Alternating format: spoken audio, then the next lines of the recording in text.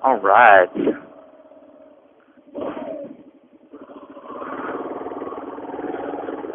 Okay, guys.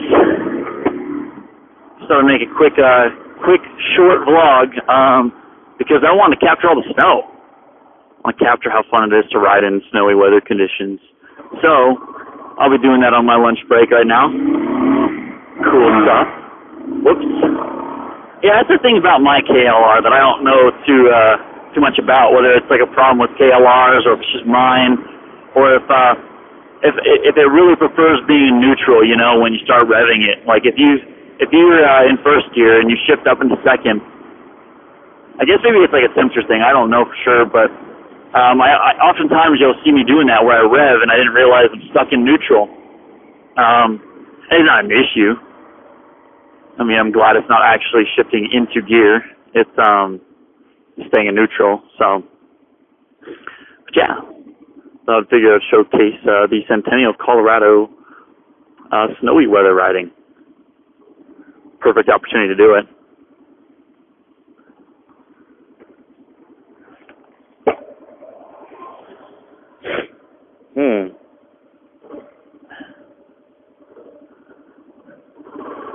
And we're off.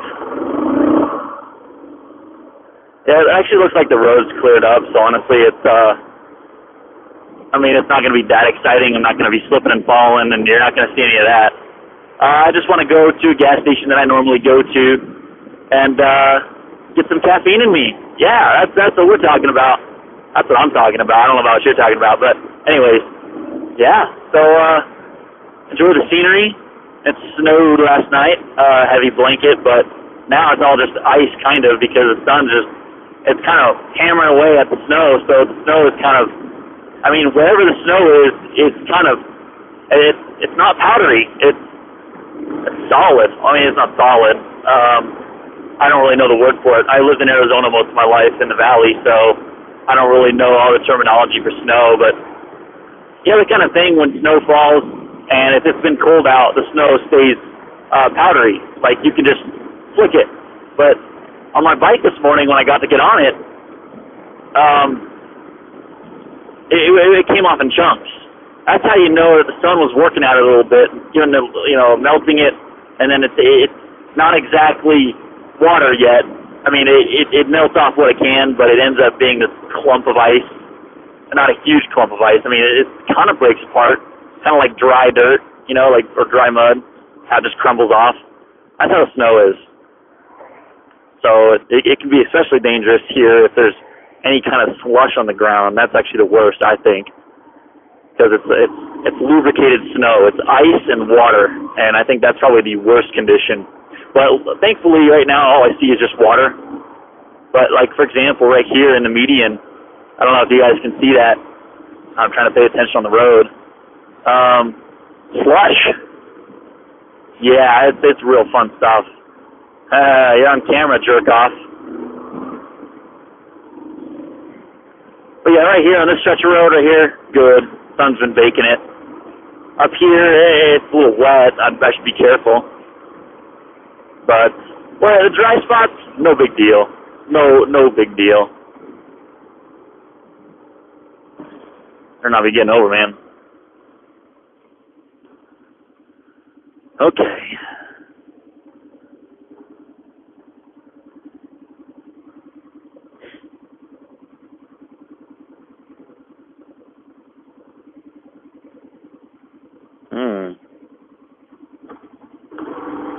Yeah, this is just going to be a quick, short little vlog.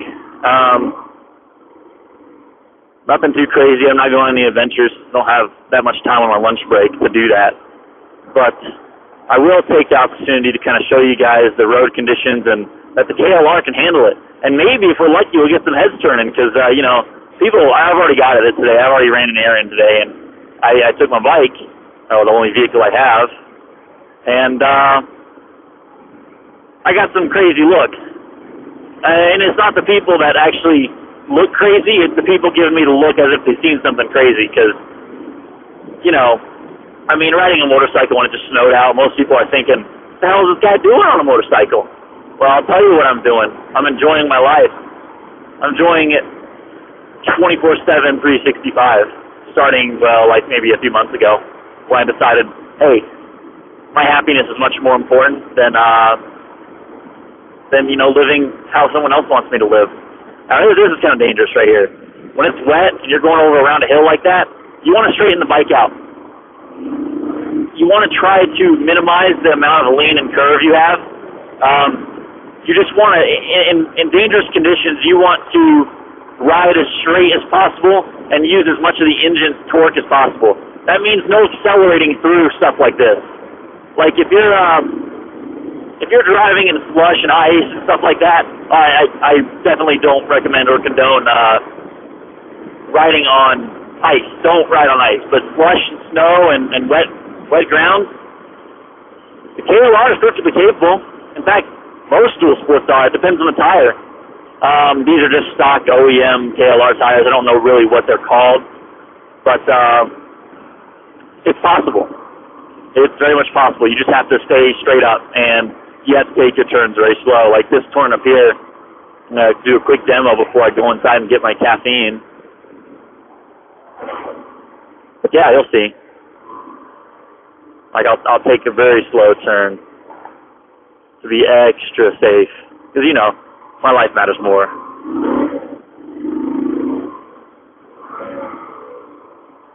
But yeah, it's definitely doable. I mean, if you have a dual sport, it's worth a shot. If you live in a place where it snows, give it a shot, guys.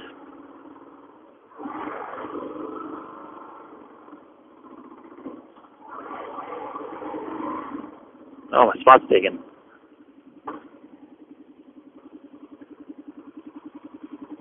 Both of them. Ugh.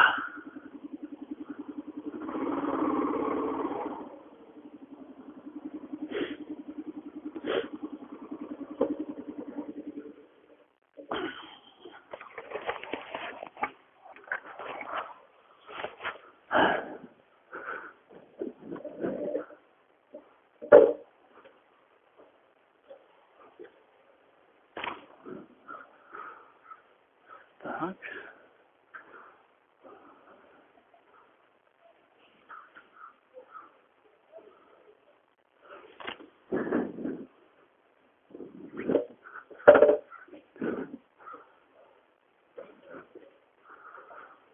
Come on, bike not starting.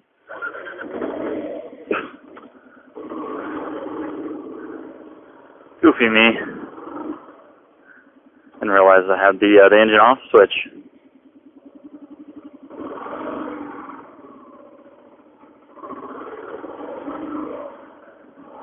Yeah, I couldn't figure out for the life of me why my bike wouldn't start, and I had my switch off. And I usually don't intentionally turn that switch off when I get off my bike, so that threw me off guard. But we're all good. Okay.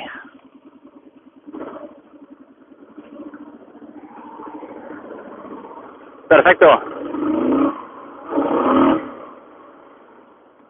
But yeah, just want to get a little bit of snow riding in. Get comfy on the roads. It's not too hard to do once you get the hang of it. It's awesome. It's pretty fucking awesome. In fact, the next time there is an opportunity to show you guys while it's actually snowing out or when the roads are really dangerous, I'd love to do a vlog on that because I think it's important to show you that it is possible and that with extra care, you can ride KLRs in the snow. You will get crazy looks. But that's the thing about having fun in life. You just gotta, you gotta, I don't know what words I'm looking for. I don't know. Just don't live inside that comfort zone of yours, guys. You gotta step a little bit outside of it to have fun. And I think that's the fun thing about riding a motorcycle for me, especially a KLR, the ones that can take you anywhere, even around the world. Parts for the KLR, they exist everywhere. I mean, fuck, even if you really wanted to, and you were out on a whim, I say out on a whim, I mean, like, you're traveling the world, and, you adjust valve clearance. You can fucking chop a piece of metal off and make your own shims. I mean, it probably won't last that long if it's not extra, strengthened metal. I don't know what kind of alloys they use. Probably steel. I don't know what kind of metal they use for the shims in this bike. It was a great thing to look up. Let me know in the comment section if you already know what kind of metal the shims are made out of. But my point is that, you know, the things that need maintenance in this bike, the things that need replacing, you know, X amount of miles, that can be sourced from junk if you really wanted to. Now, I'm not saying go stick a junky piece of metal inside your, you know, your valve train. I guess not really a valve train.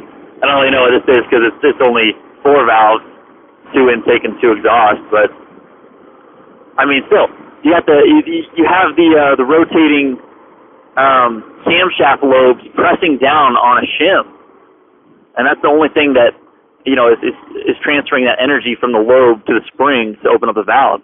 There's no rockers in these engines, so you don't have any specialty parts. You just got to stick, you know, got to find yourself a spring. Obviously, spring specs do matter, but you know, shims. All you need is a little round piece of metal. It works. If it works, it works. Let's go traverse. All-wheel drive. I got one-wheel drive right now. It's the funnest thing ever. Oh, yeah. I think I might take the long way home, just to kind of get some extra time to talk to you guys, because this will be a short vlog.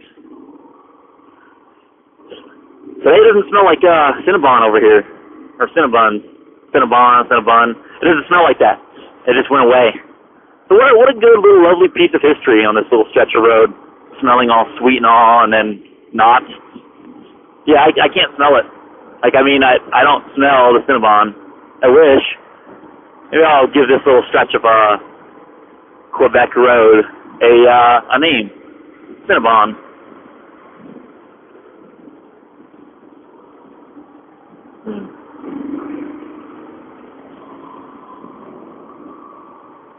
All right. County line? Yeah.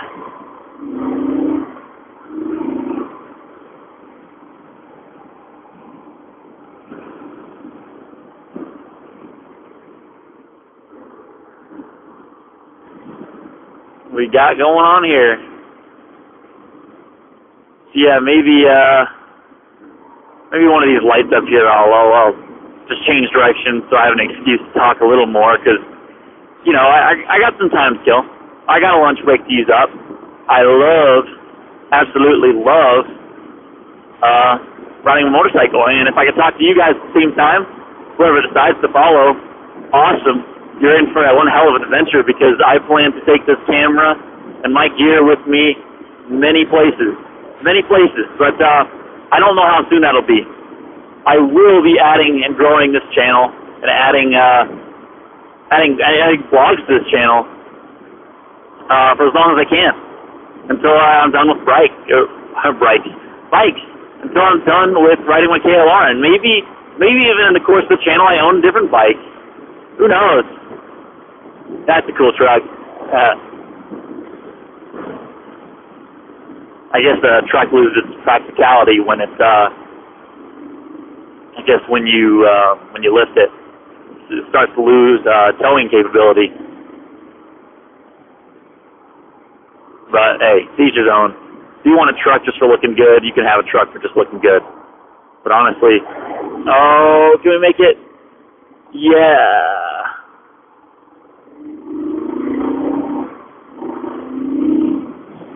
Okay.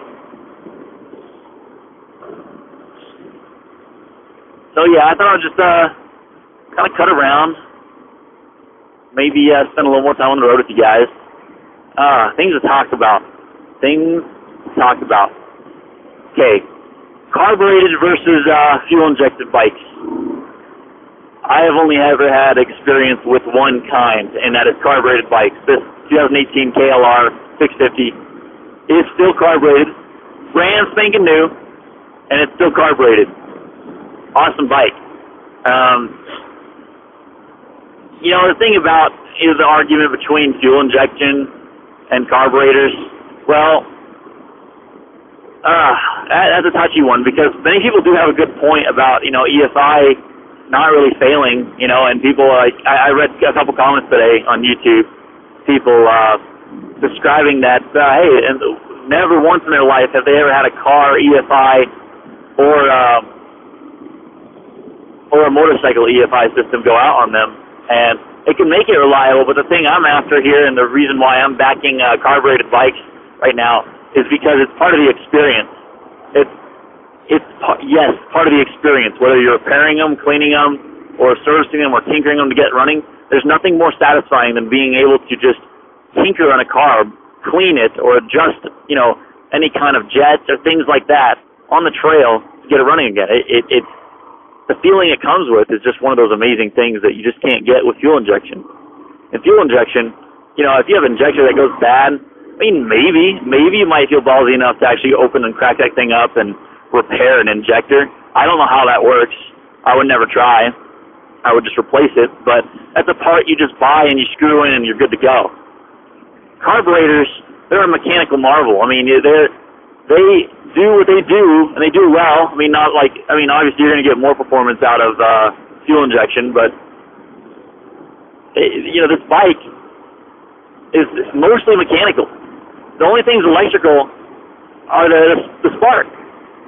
The thing that is electrical, and to have a system that is just powered by a stator, a simple electrical circuit that charges up a capacitor and releases a spark based on timing, on the sensor. I don't know where the sensor is on this bike. I haven't really dived too deep into it, but when I do a doohickey, I'll learn very fast how the spark is timed and things like that. I mean, I don't know how this bike is timed. Maybe it's maybe it'll completely blow my mind. It just kind of listens to the bike's vibration. I don't know. I don't really know how the spark timing works on this. On my XR200R, 1983 XR200R, I learned very well how that the timing works on that. The spark timing, I should say.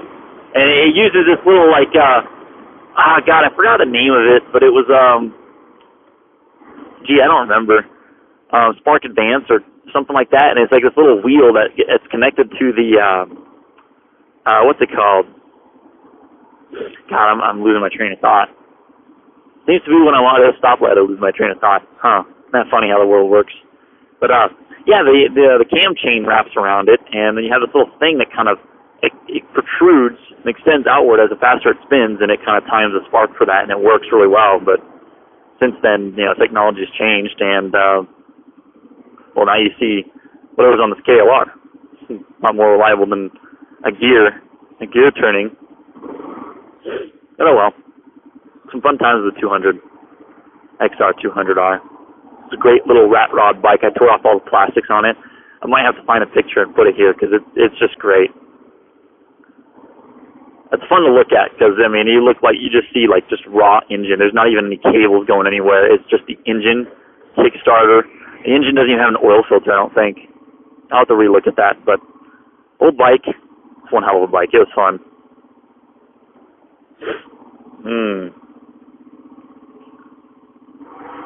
Thank you. But yeah, XR200R, my first motorcycle. I bought it for $450, and it was running. I bought it with all the plastic on it. I took off all the plastic, but it is what it is. Go Speed Racer. Yeah, speed in this little small stretch of what they recommend, 30 miles an hour. I guess it is 40 miles an hour, but you're probably going 50. Fucker. But yeah, fun little small bike. I'll have to show a picture of it sometime. Doubt I'm really going to do it on these vlogs, only because I'm too lazy, honestly. I cut out stuff I want to cut out, but that's it. I don't move things around. I don't edit them too much. I just like capturing it raw, because that's actually what I enjoy watching. I like watching people, react live. It's actually more fun to almost simulate the experience of being there with them, but just later on YouTube, Really fun thing. Snow riding. Wonder if I can romp around. Through some snow here.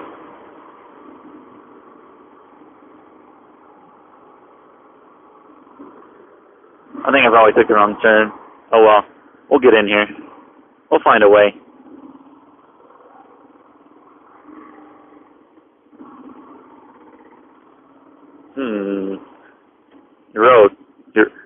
Europtics? You know, if you have a store name I can't pronounce, well, I'm not going to try and I'm not going to even go there. Sorry, guys. Don't really know what that is either.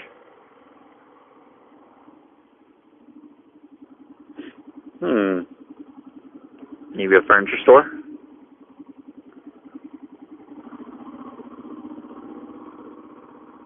Oh, goodness gracious.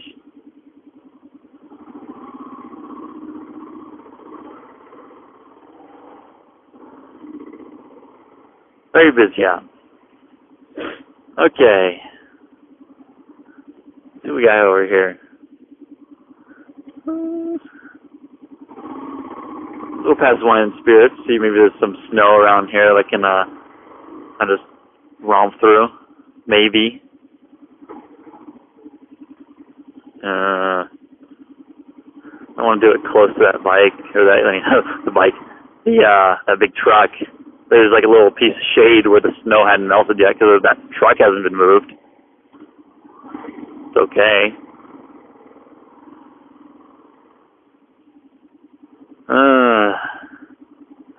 Man, I'd be walking some tight lines if I went down there.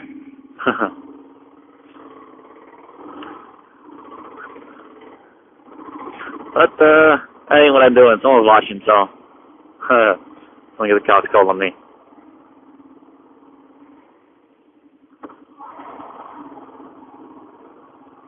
But yeah, she is a looker. I have a bunch of lookers out today.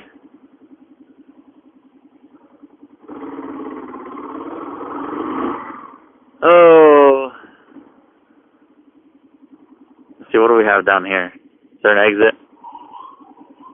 Uh-oh. Someone needs some attention.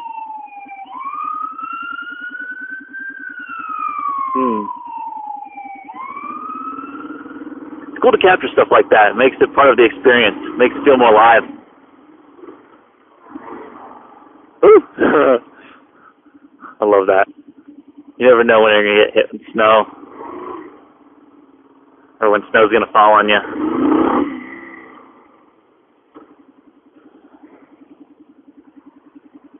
Oh yeah, another thing. In conditions like this, rear brake. Don't be a dumbass. And what I mean by that is, don't use your front brake and still have gas and power going to the rear wheel, because what will end up happening in slippery conditions is your rear tire will keep wanting to move forward because it may have traction, but if you're slowing down your front tire, the bike will just twist. I mean, unless you're lucky, unless you're going perfectly straight, accelerating and then using the front brake to slow down, well, you're just going to slide either way. You might go left, you might go right. Who knows? Just piece of advice, try to use less of your front brake. Use more of your rear brake because you want to slow the actual wheel that has power. And you also want to use a lot of engine braking. If you don't know what engine braking is, it's just by downshifting. Like right now I'm going, 32 miles an hour, and I shift down into like third. My bike is slowing. Hey, that's some more ducks. Whack, whack.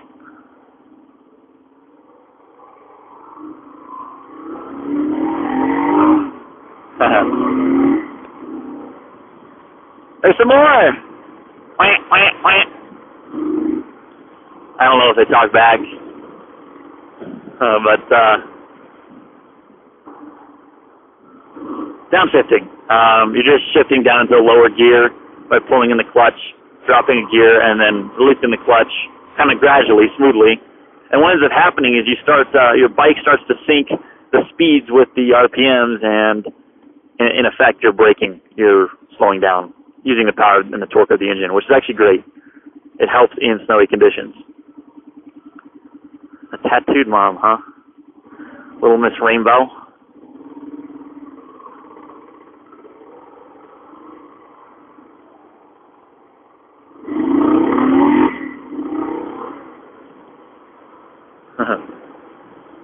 yeah, it is possible. You can ride in snow. It's absolutely fun. You just have to know what you're doing, and you have to be very careful. No reckless decisions. If you don't know something, don't try and think you know, because you'll be wrong. Just learn. And this is why I'm posting this, because I kind of want to teach people, some of the things and the precautions that I take when riding in dangerous road conditions. Now, obviously, if you're out on a trail, and let's say there's hardly any sunlight and it's below freezing, so the snow is not going anywhere, and there's twigs underneath, you're probably just as fine as you are in dirt, honestly. It's all about, when the snow is melting, it can get dangerous. And if it's on roads, it's automatically dangerous because, well, people. That's why it's dangerous. Okay, I'm ready to get back to work. So, guys, thank you for watching. I'll probably cut it right around here somewhere. I don't really know. Maybe I'll cut it even before this message, but I'm just going to cut it. I'm about to turn in, and, yeah, so, guys, do enjoy. Stay safe out there. Ride safe. Get yourself a KLR if you don't have one, or if you have any kind of other, dirt bike. Make it a dual sport. Pardon me. Kind of came out funny.